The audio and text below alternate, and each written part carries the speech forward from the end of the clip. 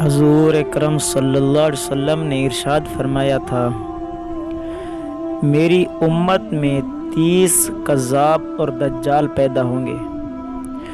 ان میں سے ہر ایک یہ دعویٰ کرے گا کہ وہ نبی ہے، حالانکہ میں خاتم النبی ہوں، میرے بعد کسی کو نبوت نہیں ملے گی۔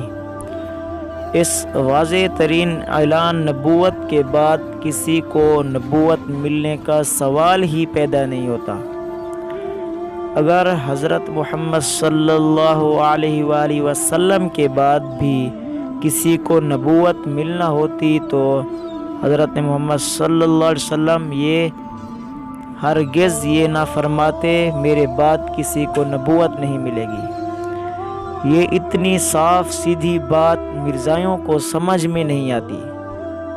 آئیے بھی یہ کوئی مذہب تو ہے نہیں، یہ تو اسلام میں نقب لگانے کی ایک سازش تھی۔ سازش کے اس پودے کو یہ لوگ آج تک پانی دے رہے ہیں، پانی دیے جا رہے ہیں، اور یہ نہیں دیکھ رہے یہ پانی ان کی اپنی جڑوں کو گلا رہا ہے۔